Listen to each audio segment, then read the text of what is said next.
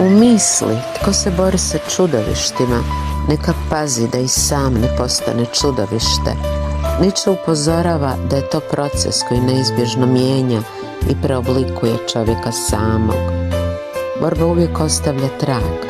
Nije dovoljno dvojica od neprijatelja, jer ono protiv čega se boriš počinje oblikovati način na koji misliš, odlučuješ, djeluješ.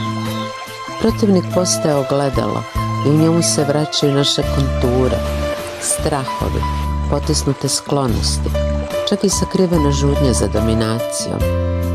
U vanjskom svijetu čudovište može biti autoritarnost, korupcija, fanatizam, ideološka krutost, a u privatnom životu zavist, ovisnost, trauma, potreba da kontroliraš.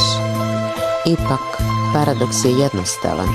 Što se čvršće vežeš uz mržnju, to brže otpor počinje preuzimati metode onoga kome se suprotstavljaš.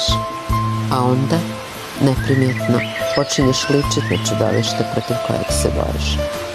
Zato pitanje nije samo koga pobjeđujemo, pitanje je što postajemo dok se borimo. Cijeli kontekst i analizu Nietzscheovog aforizma pogledajte na videu Nietzsche, Moć čudovišta i ponora, kako nas mijenja borba sa zlom, na kanalu Lavirint moći.